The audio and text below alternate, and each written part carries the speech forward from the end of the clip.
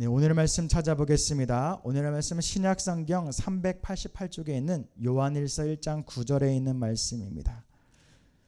오늘 말씀은 요한일서 1장 9절 한 절에 있는 말씀입니다. 네, 신약성경 388쪽에 위치하고 있습니다. 오늘 다 찾을 줄 믿고 함께 9절의 말씀 함께 천천히 읽도록 하겠습니다. 시작. 만일 우리가 우리 죄를 자백하면 그는 미쁘시고 의로우사 우리 죄를 사하시며 우리를 모든 불의에서 깨끗하게 하실 것이니라.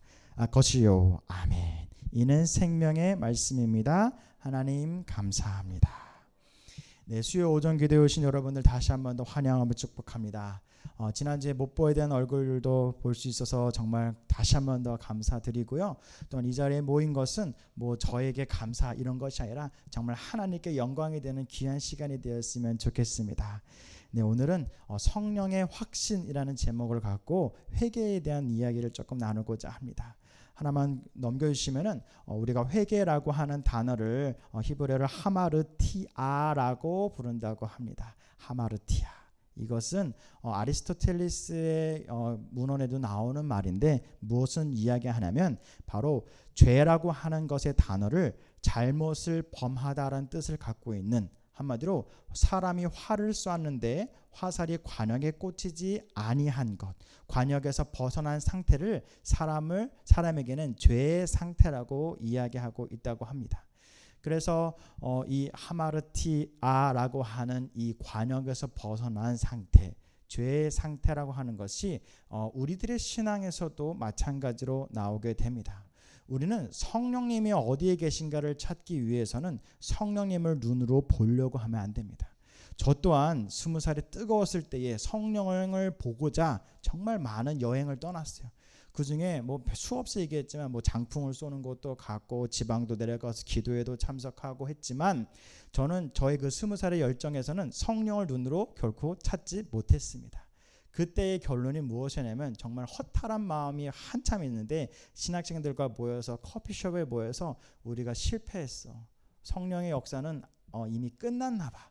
사도행전의 기록으로 끝났나 봐 하면서 우리나라에는 그런 성령의 역사가 물론 하나님은 계시지만 그런 우리가 원하는 그 성령의 역사는 없는 것 같아라는 허탈감에 카페에 있는데 문득 말씀이 떠오르면서 이런 생각이 들었습니다. 성령을 우리가 눈으로 보려고 했던 그 잘못이 문제였다고 하는 것을 보게 되었습니다. 그러면서 성령의 열매에 대해서 성경이 기록하고 있는 것을 다시 한 번 더 묵상하게 되었습니다. 그 어느 곳에도 성령은 사람의 모습처럼 혹은 귀신의 모습처럼 눈앞에 볼 수 없다는 사실을 알게 되었습니다. 그럼으로써 우리가 찾게 된 것은 성령을 쫓다 보니까 성령님을 못 보게 되는 것을 우리는 실패하는 것이 아니라 성령님의 역사에 대해서는 우리가 살필 수 있게 됐구나를 결론 짓게 된 것입니다. 사랑하는 연희가족 여러분들, 성령의 사람이라고 해서 저의 20살 때는 다 발이 둥둥둥 떠다니듯이 마치 귀신의 삶을 사는 것이 성령의 역사인 것처럼 오해했던 적이 있습니다. 그러나 설사 지금 신앙생활을 수십 년 하신 여러분들도 성령의 역사가 그런 것이라고 오해하는 분은 없겠죠. 오늘 우리가 나눌 것은 바로 이것입니다. 우리가 성령의 사람이 된다고 발을 땅에서 뜨면서 둥둥 떠다닐 수 있는 것은 아니지만 성령의 사람이 됨으로써 우리가 하나님을 나의 안에, 내가 그분 안에 들어가는 그러한 성령의 사람으로서 이 땅을 살아가는 그런 삶의 믿음이 오늘 이 시간 저와 여러분들의 삶 가운데 함께하길 소망합니다. 그렇게 우리가 화살을 쏘았을 때 관역에 딱 박힌 그 정확한 화살에 꽂힌 모습처럼 우리의 믿음 생활이 정답에 가까운 하나님께 흡족한 그 믿음의 삶이 되시길 간절히 소망드립니다. 네, 말씀을 넘겨주시고요. 다시 돌아가. 그래서 우리가 이 말씀 함께 나누고자 하는데 니케아 공의회라고 하는 곳에서 325년에 성령에 대해서 이렇게 정의 내렸습니다. 한번 따라 읽어볼까요? 시작. 우리가 성령에 관해 말할 때 그것은 곧 하나님에 관해 말하는 것이다. 자, 325년 예수님 돌아가시고 수백 년이 난 다음에서야 성령에 대한 정의가 내려졌습니다. 우리가 성령님에 대해서 말을 한다는 것 자체가 뭐냐면 하나님에 대해서 말하는 것이다. 그리고 이것은 우리가 알고 있는 삼위일체에 대한 이야기를 담고 있는 것이고, 이 성령이라고 하는 것이 하나님과 말씀을 배제하고서는 이야기할 수 없는 주제라고 하는 것을 다시금 이야기하고 있는 것입니다. 그렇게 오늘은 성령에 대한 확신, 구원에 대한 확신, 회개의 확신을 이야기하는 데 앞서서 우리는 그것이 결국은 하나님에 대해서 알아가는 과정이라는 것을 우리가 염두에 두고 오늘의 말씀을 살펴보고자 합니다. 오늘 우리가 읽었던 말씀 요한 1서 1장 9절 다시 한번 읽어드리겠습니다. 만일 우리가 우리 죄를 자백하면 그는 미쁘시고 의로우사 우리 죄를 사하시며 우리를 모든 불의에서 깨끗하게 하실 것이요라고 되어 있습니다. 자, 여기에 보면은 우리가 죄를 자백하면 우리의 죄를 사하여 준다고 되어 있습니다. 그런데 이 말씀 마치 예수님 시절로 돌아가 보면은 마태복음 18절에도 이와 비슷한 질문이 어디선가 등장합니다. 마태복음 18장 21절에 뭐라고 되어 있냐면 한 사람이 예수님께 묻는 것이에요. 주여, 형제가 내게 죄를 범하면 몇 번이나 용서하여 주리까? 7번까지 하오리까? 라고 묻는 모습을 우리는 기억하고 있습니다. 이 형제는 아마 믿음이 조금 있었던 것 같아요. 그렇기에 내가 사람에게 7번 정도 용서를 하면은 괜찮습니까? 나에 대해서 죄를 범한 그 정말 기분 나쁜 그 사람을 7번 정도까지 참으면 됩니까? 라고 예수님께 묻는 모습을 보고 있습니다. 그때 예수님은 뭐라고 대답하죠? 7번이 아니라 7번씩 70번이라도 용서하라라고 이야기합니다. 그러니까 뭐 누군가는 이렇게 셀 수 있겠죠. 4 곱하기 70은 490번 정도 용서하면은 이제 500번 때부터는 주교로 되겠구나 생각을 하면서 때로는 이제 남편분들이 이제 잠을 자는 동안에 기도하는 분들이 많이 있으시더라고요. 그래서 오늘도 눈을 떴네 하시는 분들 정말 많이 있더라고요. 그래서 가끔 제 아내가 새벽에 저를 이렇게 쳐다보면서 지나갈 때 혹시 나도 그런 평가를 받는 건 아닌가 걱정을 하면서도 아직은 잘 살아 있습니다. 네, 여러분들도 남편분들과 잘 살아 있는 거 보니까 490번만 참으셨겠습니까? 500번 넘게 참는 정말 믿음의 사람들이 여기에 앉아 있는 것 같습니다. 그런데 여기의 말은 우리가 다 알고 있어요. 490번, 500번, 1000번 횟수로 참으라는 것이 아니죠. 끝없는 숫자, 7 완벽한 숫자가 70번이 달할 정도로 그냥 끊임없이 너에 대해서 죄진 자를 용서하라라고 이야기하고 있는 것입니다. 이것은 사실은 이 말씀만 봐서는 참 야속합니다.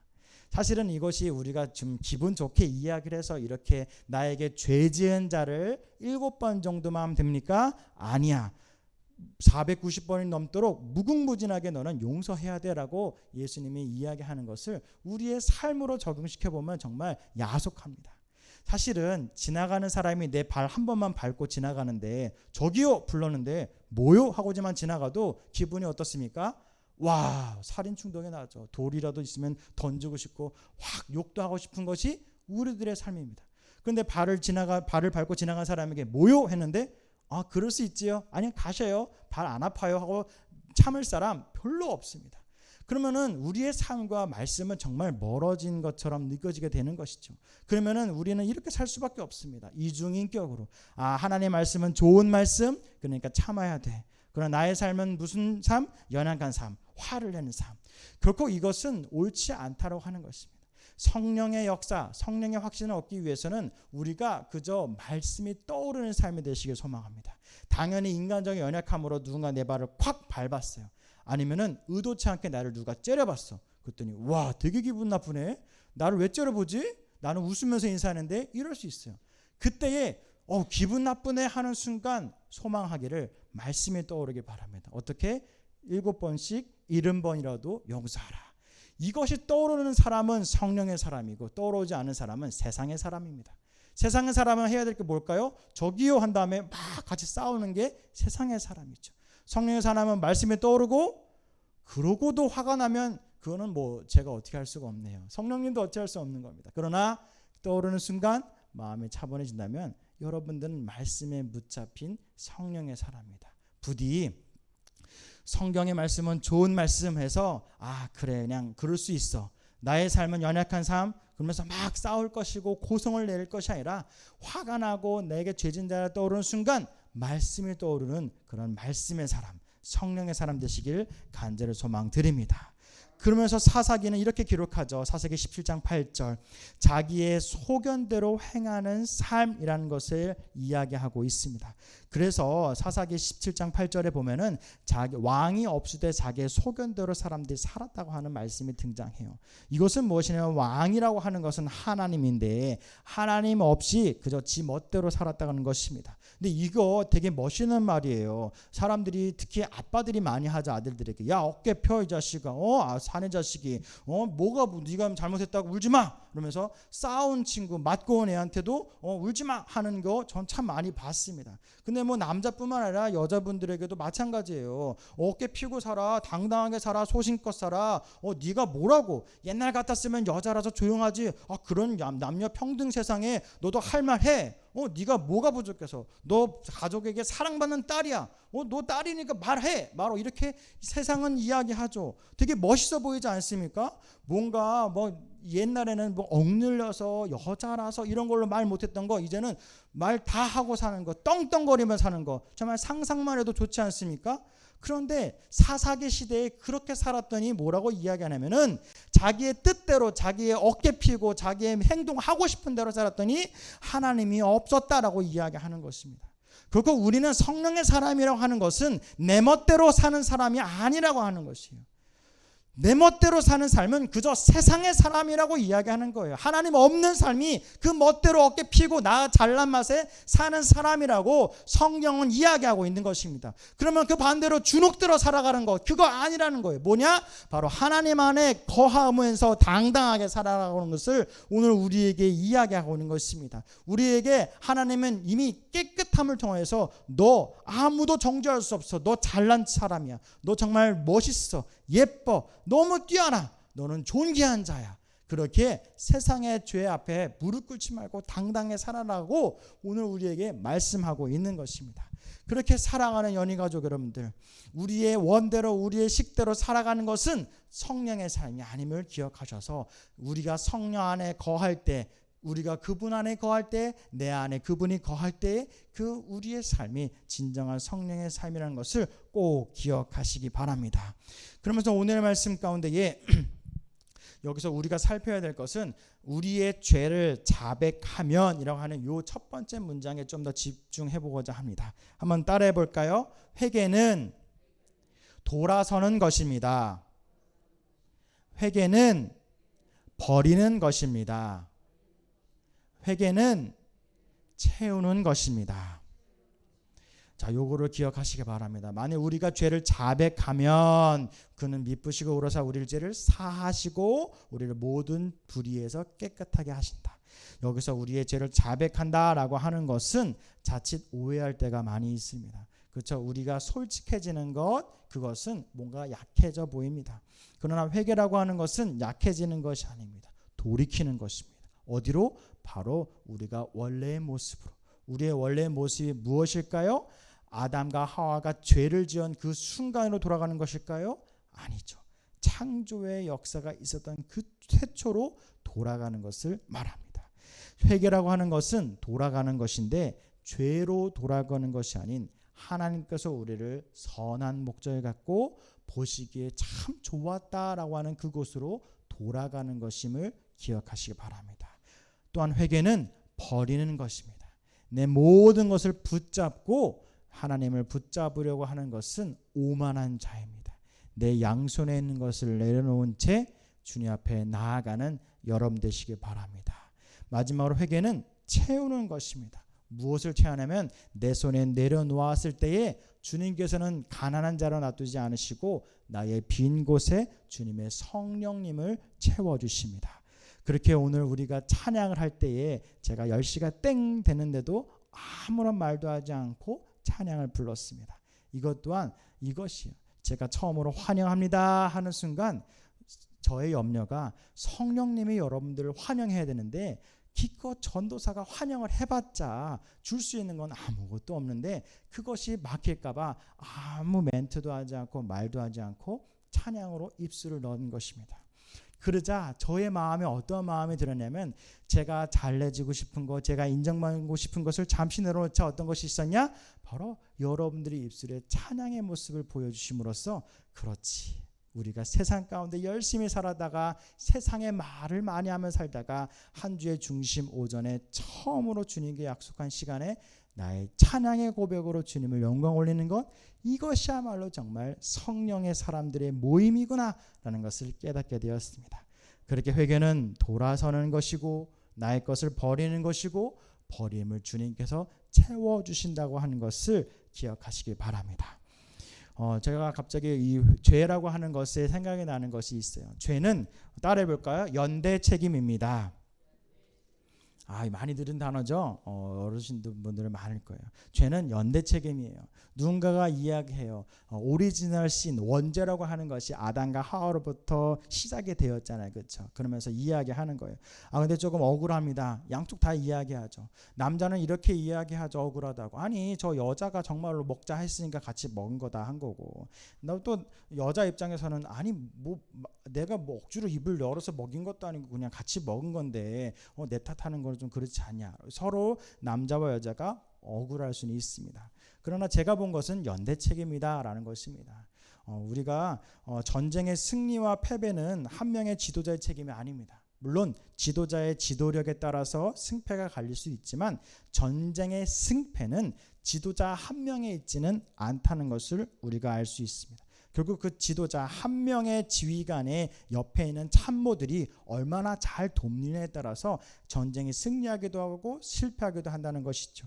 또한 가정의 어려움 또한 마찬가지입니다. 가정도 연대 책임입니다. 물론 여기서 특별한 분들이 가끔 있어요. 모든 집안마다 한 명 있는 그분, 꼭 무슨 작은 아버지가 될 수도 있고 큰 아버지가 될 수도 있고 삼촌이 될 수도 있고 남자들이네 다. 하여튼 보통 집안에 조금 그분이 등장하면은 뭐 삼촌, 작은 아빠, 큰 아빠, 보통 남자들이 문제를 많이 일으키긴 하나 보네요. 근데 어쨌든 집안에 나오는 그 한 명의 인물이 등장을 하는데, 근데 문제는 그 한 명으로 집안 전체가 망하지는 않아요. 정말 집안이 망할 경우에는 어떤 경우냐? 연대 책임입니다. 한 명의 실수를 하더라도 건강한 집안이 있다면 잘 보다듬을 수 있고 가족끼리 해결할 수 있습니다. 물론 한 밑 빠진 독에 물 붓기라는 것처럼 끊임없이 부어댈 수는 있지만 적어도 망하지는 않습니다. 그러나 정말 집안이 망했다라고 스스로가 느끼는 그 가정은 살펴보면 연대 책임이 있습니다. 그렇기에 이혼 가정이 그렇게 어려운 것입니다. 이혼을 하려고 판사 앞에 갔을 때에 처음 시작은 작게 시작하지만 결국은 쌍방 책임이라는 것이 드러나기 때문에 거의 대부분 참 이것이 어려운 것이지요. 마찬가지로 죄라고 하는 것도 연대 책임입니다. 우리가 억울할 수 있죠. 하나님 근데 우리를 위해서 십자가에 돌아가셔서 우리들의 원죄를 해결해 주셨다고 하는데 저는 선악과 보지도 못했어요 라고 이야기하는 사람 분명히 있을 겁니다. 저는 사과밖에 보지 못하고 선악과는 보지도 못했어요 라고 이야기할 수 있는데 예수님이 왜 나는 보지도 못한 그 선악과, 먹지도 않은 그 선악과 때문에 죽임을 당하셨습니까? 라고 이야기할 수 있는 것입니다. 그러나 여기에서는 마찬가지로 연대 책임이라는 것은 우리는 기억해 볼 수가 있습니다. 연대 책임이라는 것은 우리가 한 의로운 행위로 의롭다 하심을 받은 것처럼 한 사람으로 말미암아 죄가 세상에 들어오고 죄로 말미암아 사망이 들어왔나니 이와 같이 모든 사람이 죄를 지었으므로 사망이 모든 사람에게 이르렀다라고 기록하고 있습니다. 한마디로 한 사람으로 말미암아 죄가 이 땅 가운데 시작이 되는데 그 죄로 말미암아 사망이 따라오게 되고 우리는 그 사망의 자녀가 되었다라는 것을 기억하고 있는 것입니다. 사랑하는 연예가족 여러분들, 죄는 연대 책임입니다. 그렇게 우리가 나의 죄를 위해서도 기도해야 되지만 우리가 깨어 있어야 될 이유 중에 하나가 바로 나의 사랑하는 이를 돕기 위해서도 깨어 있어야 되는 것을 우리는 기억해야 됩니다. 성령의 역사, 회개라고 하는 것은 나 혼자에게 일어나지 않습니다. 회개의 역사는 나 혼자로부터 시작이 되지만 마치 마른 장작에 불이 붙어서 퍼져나가듯이 다른 곳으로 퍼져나가는 것이 바로 회개의 역사라고 하는 것을 기억하고 그 회개의 역사라고 하는 것이 바로 성령의 역사라고 하는 것입니다. 그렇게 우리가 나의 죄를 위해서 나의 연약함을 위해서 기도하고 주님께 간구하고 있지만 이 나의 행동이 나의 사랑하는 사람들을 위한 행동이고 나의 공동체를 살리는 행동이라는 것을 우리는 기억해야 됩니다. 그렇게 한 사람으로 인하여서 죄가 들어왔다는 것을 우리는 기억해서 한 사람을 통하여서 우리는 회개받을 수 있는 우리를 회개받을 수 있는 사람이 되었다는 것을 우리는 기억해야 됩니다. 그렇기에 우리는 예수님을 통하여서 우리는 구원받았음을 기억하시기 바랍니다. 그래서 한 의로운 행위로 말미암아 우리는 의롭다함을 받은 의로운 자라는 것을 꼭 기억하시기 바랍니다. 그러면서 오늘의 말씀을 이제 정리하고자 합니다. 우리는 성령의 사람, 성령의 확신이라는 것을 나 혼자만을 갖고는 찾을 수가 없고 눈에 보이는 것으로는 살필 수 없음을 알게 되었습니다. 결국 성령의 역사, 성령의 확신이라는 것은 나의 회개를 통한 나의 고백 가운데에 다른 사람들이 변화되고 나의 사랑하는 공동체가 올바로 세워지는 모습을 통하여서 우리는 성령의 역사를 살펴볼 수가 있는 것입니다. 그렇게 오늘 우리는 기도할 것입니다. 또한 우리는 찬양할 것입니다. 그리고 우리의 기도와 찬양 가운데에 말씀이 근거하여서 우리는 말씀에 붙잡힌 그 사람이 됨으로써 우리는 그리스도인이 될 것입니다. 그래서 감리교의 창시자인 존 웨슬리는 설교의 제목을 이렇게 정한 것이 있습니다. 거의 그리스도인이라는 것이 있었고 그 다음에 완벽한 그리스도인이라는 것으로 두 편의 설교를 정리하고 있습니다. 논문식으로 된 설교인데 결국 내용은 이것이에요. 거의 almost Christian이라고 하는 것은 진정한 크리스찬이 아니라고 하는 것입니다. 우리가 차가 하이브리드 차가 요즘 유행인 것처럼 믿음 생활도 하이브리드로 하시는 분들 있잖아요. 그렇죠? 세상에서는 세상에서 성공하는 사람처럼 세상의 자식이 되고 교회에서는 거룩한 하나님의 자식으로 막 하이브리드 하는 분들이 있어요.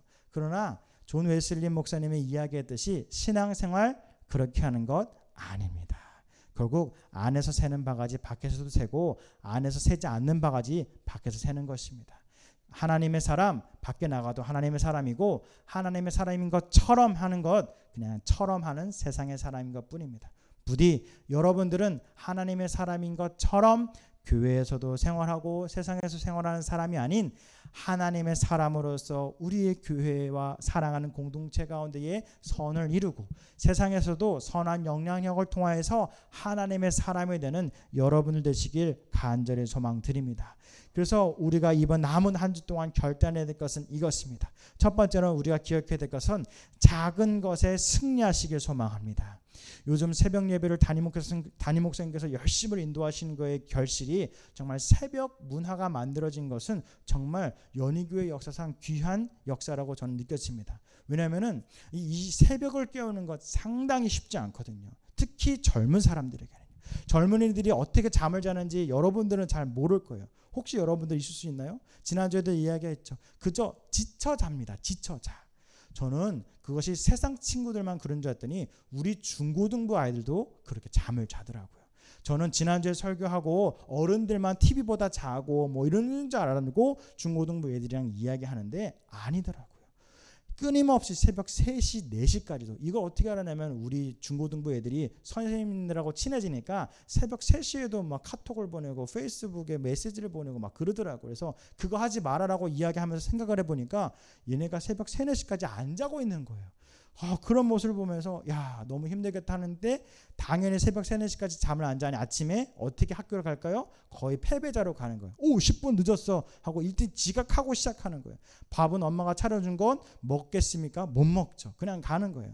이런 식으로 허겁지겁 가는 삶이 대부분의 세상의 삶인데 새벽을 깨워 기도할 수 있는 것 정말 귀한 겁니다. 그렇기에 정말 한순간 매일의 한순간을 승리하는 여러분 되시길 바랍니다. 그래서 중고등부 아이들하고 지난주에 그런 일을 막 경험하니까 결단한 것이 있는데 무엇을 결단하면 아침에 일어나서 한 가지 쉬운 일을 해보자라고 했습니다.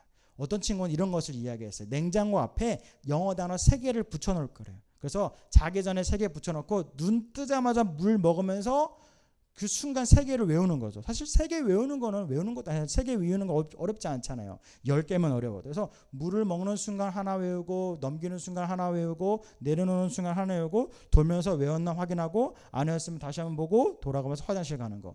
요 정도는 할 수 있겠대요. 그래서 그래 다음 주에 3개씩 21개 한번 외워와봐. 근데 왜 21개예요? 오늘 하나 집에 가면서 외우라고 해서 21개 외워와 라고 이야기했습니다. 그래서 그 친구는 한 명이고 또한 친구들이 막 하니까 저도 뭔가 해야 될 것 같아서 전 친구들한테 선포했어요. 나는 아침에 샤워하기 전에 내 나이만큼의 푸시업을 할 거야. 오늘 제 아내도 봤죠? 네, 증인이 있습니다. 너무 좋네. 아마 깜짝 놀랄 거예요. 저 사람은 미쳤나?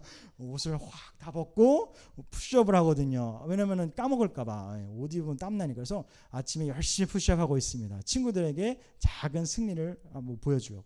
자, 이런 것처럼 여러분들도 하루에 작은 결심 한번 해보면 어떻습니까? 너무 어려운 거 하지 마세요. 뭐 남편에게 진수성찬 7첩 8첩을 깔아주겠다 이런 거 하지 마세요. 하지 마시고 뭐 8첩 반상은 임금님이나 드시는 거고, 예?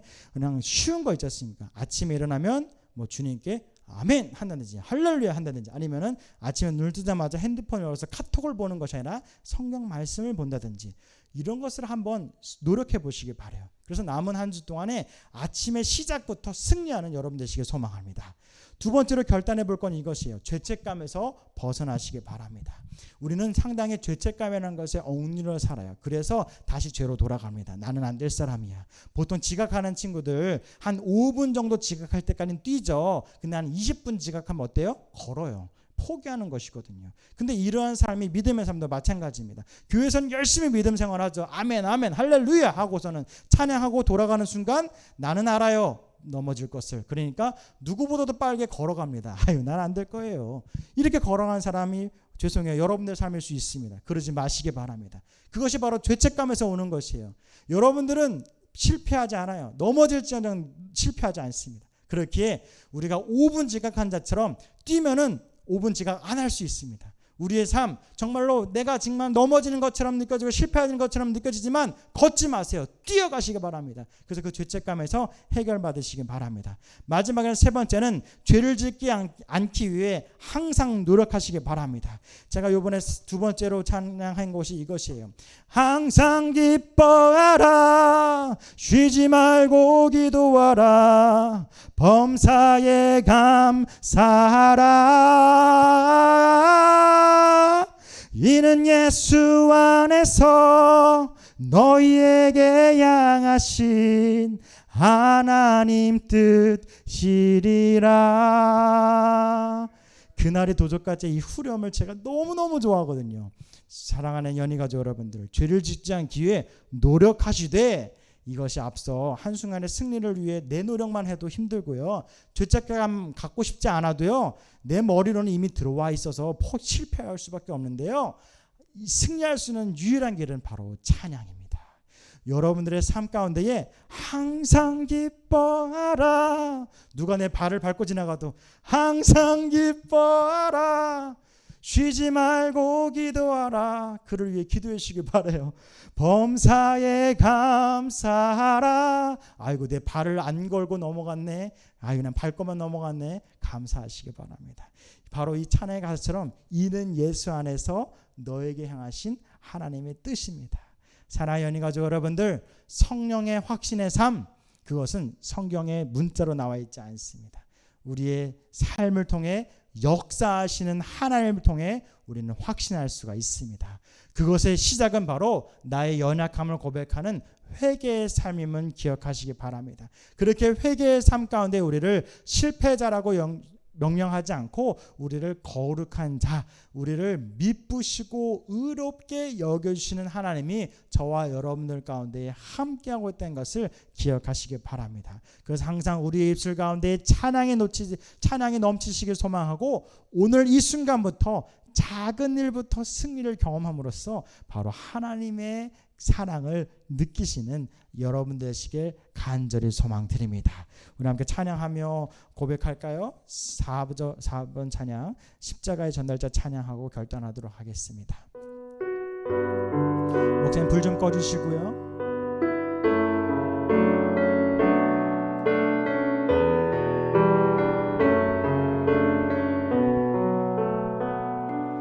난 지극히 작은 자, 죄인 중에 괴수, 무익한 날 부르셔서 간절한 기대와 소망 부끄럽지 않게 십자가 정케 하시. 다시 한번 찬양합시다. 난 지극히 작은 자, 죄인 중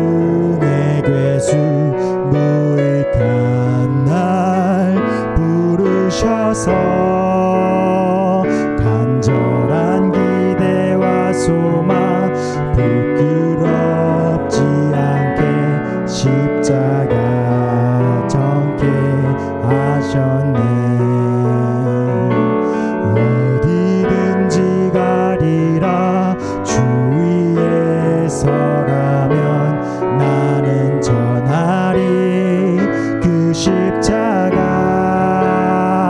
내 몸에 밴 십자가 열의 향기 온 세상 채울 때까지 살아도 주를 위해 죽어도 주를 위해 사나 죽으나 난 주의 것 십자가의 능력 십자가의 소망 내 안에 주만 사시는 것 살아도 주를 위해 살아도 주를 위해 죽어도 주를 위해 살아 죽으나 난 주의 것 십자가의 능력 십자가의 소망 내 안에 주만 사시는 것 난 지극히 작은 자 죄인 중에 괴수 무익한 날 부르셔서 간절한 기대와 소망 부끄럽지 않게 십자가 정케 하셨네 내 사랑 나의 십자가 함께 기도하기 원하는데요. 죄의 삭은 사망이요 하나님의 은사는 그리스도 예수 우리 주 안에 있는 영생이니라. 이 시간 우리 마음속에는 작은 실패들이 많이 있습니다. 다행인 것은 그 실패로 우리는 패배자가 되진 않습니다. 그러나 나의 작은 죄와 나 작은 연약함은 결국 사망으로 이르는 길임은 주님께서 말씀해 주셨습니다.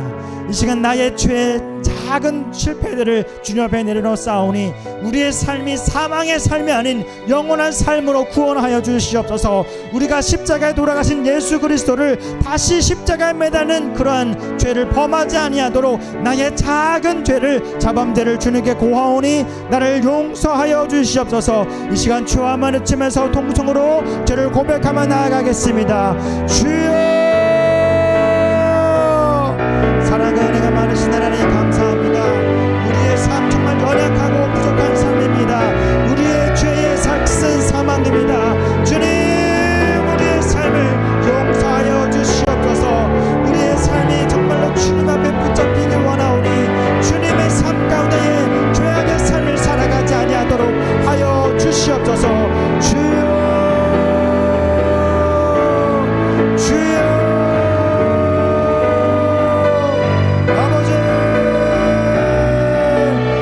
연약함을 주님 용서하여 주시옵소서. 나의 부족함을 주님께 고하오니 나의 연약함을 주님 받아 주시옵소서. 그래 주님 주여 내가 그 안에 거하게 하여 주시옵소서. 주님이 나의 안에 거하는 그 삶을 허락하여 주시옵소서. 주여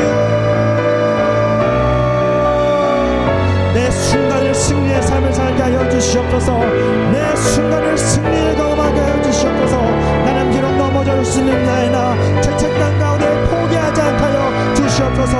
그러나 오늘씩 성령님을 구하오니 성령의 사람으로 확신하며 살고 원하오니 나의 삶 가운데 작은 승리를 통하여 하나님을 경험한 삶을 살게 하여 주시옵소서. 주여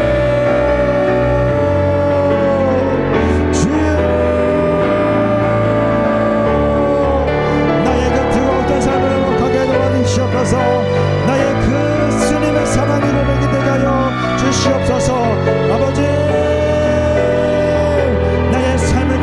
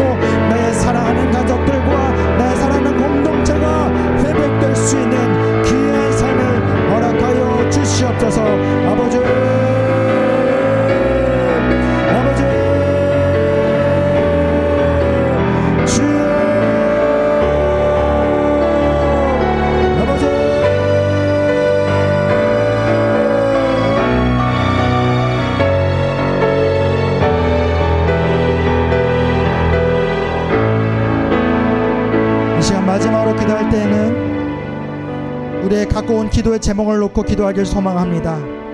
그런데 기도를 할 때요, 그저 나의 기도의 제목만을 놓지 마시고 오직 말씀에 근거한 기도하시길 바랍니다. 그리하여서 주님, 내가 이 시간 나의 기도의 제목을 내려놓사온데 그저 내 유익을 위해서 내 멋대로 내가 살고 싶은 대로 그것을 이루어주지 마시고 온전히 하나님의 영광을 위해 나를 사용해달라는 기도로 함께 주님께 올려드리기 원합니다.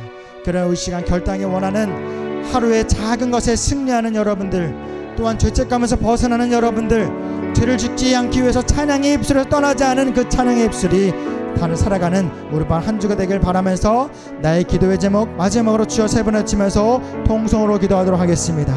주여, 주여,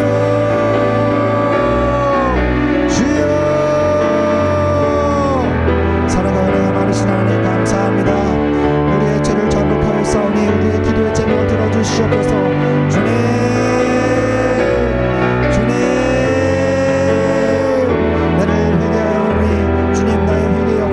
주님의 역사를 간구합니다. 나의 비어진 이 곳곳마다 주님의 성령을 채워 주시옵소서. 나의 죄사함을 통하여서 주님, 우리가 주님께 돌아서겠습니다. 나의 부족함을 버리겠습니다. 주님의 성령을 채우겠습니다. 주님, 나를 붙잡아 주셔서 언제나 나의 기도에 응답하여 주시옵소서. 주님, 나의 기도에 응답하여 주시옵소서. 주여, 주여, 주여, 주여. 주님, 단 한 번의 제사로 우리를 구원하셨습니다. 우리는 이미 한 번의 제사로 구원받았기에 더 이상의 우리의 구원은 필요 없습니다. 다만 나의 그 구원을 막는 나의 작은 연약함들을 주님께 내려놓사오니 그것을 붙잡지 아니하도록 하여 주시옵소서. 주여, 내일의 삶을 승리케 하여 주시옵소서. 작은 것에 순종하며 승리를 경험하는 삶 허락하여 주시옵소서. 나의 죄책감 가운데 살고 있사오니 주님, 죄책감에서 벗어나게 도와주시옵소서. 성령에 따라 살아가게 하여 주셔서 성령에 따라 행하라. 그리하면 육신의 욕심을 이루지 아니한다 말씀하신 말씀을 기억하오니 주님을 따라 살아가는 삶을 통하여서 더 이상 육신의 자는 삶 살지 아니하도록 하여 주시옵소서. 주여, 아버지, 주님의 삶을 나의 삶을 통하여 역사하게 도와주시옵소서. 육체의 소욕을 따르지 아니하도록 하여 주셔서 성령의 역사를 우리가 붙잡게 하여 주시옵소서. 내가 이루는 너를 성령을 따라 행하라. 그러면 육체의 욕심을 이루지 아니하리라. 육체의 소욕은 성령을 거스르고 성령은 육체를 거스리나니 이들이 서로 대적함으로 너희 원하는 것을 하지 못하게 하려 함이니라. 아버지, 우리의 기도가 말씀에 근거하게 도와주셨고 믿음의 근거한 기도의 제목을 통해서 내가 세상에 살아가는 하나님의 자녀의 삶을 살아가게 도와주시옵소서. 오늘도 나는 넘어졌사오나 지금 일으켜 세워지는 주님을 붙잡습니다. 일어나게 도와주시옵소서. 일어나겠습니다. 나를 붙잡아 주시옵소서. 그래, 오늘 한 줄 남은 한 줄 살아가는 우리 가운데서도 언제나 주님의 찬양을 고백으로 통해서 내가 영광 올릴 수 있는 귀한 시간 허락하여 주시옵소서. 아버지의 은혜가 우리의 삶 가운데에, 나의 삶 가운데에, 우리의 가족 가운데 함께 원하오니 주여 함께하여 주시옵소서.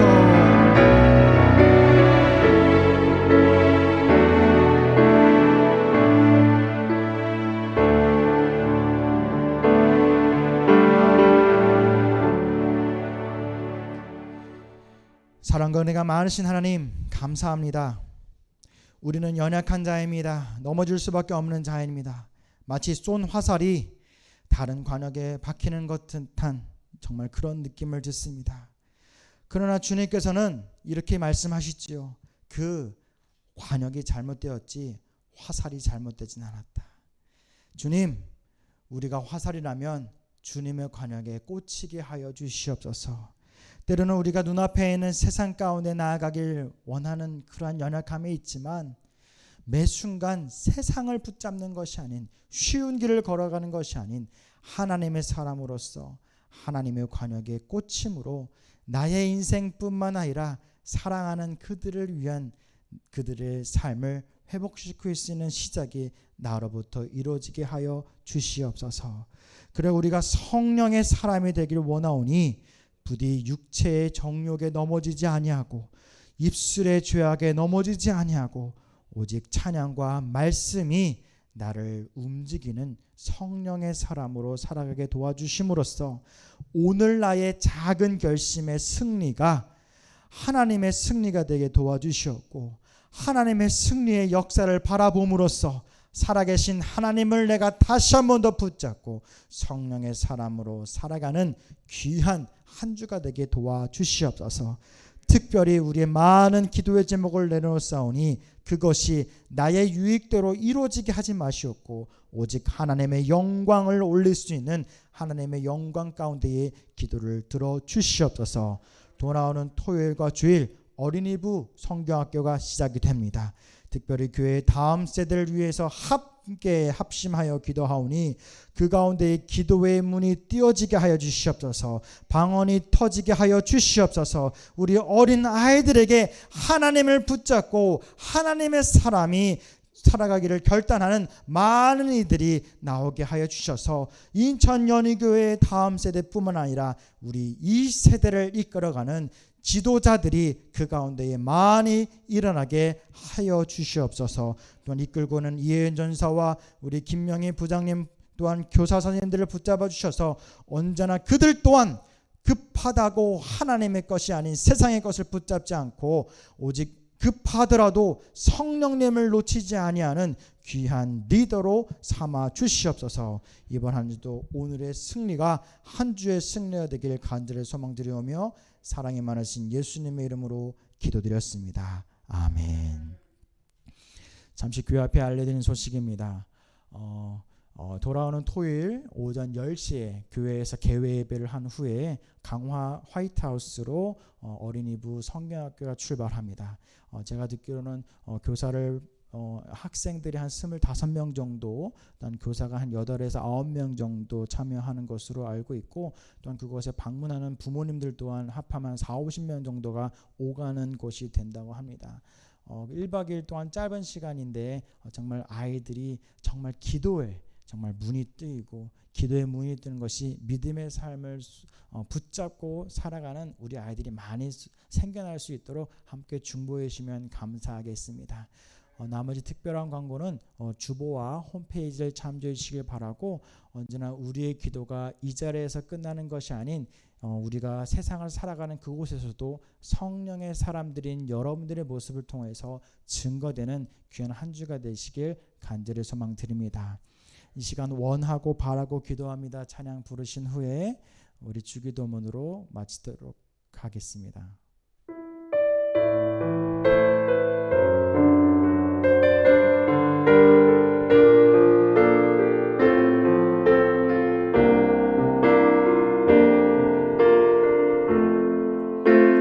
이 세상을 살아가는 동안에 나의 힘을 의지할 수 없으니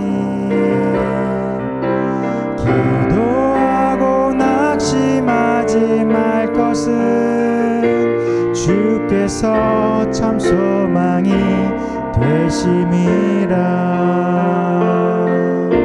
주의 길을 걸어가는 동안에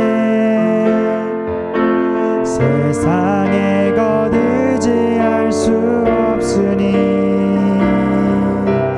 감사하고 낙심하지 말 것은 주께서 참 기쁨이 되심이라. 하나님의 꿈이 나의 비전이 되고 예수님의 성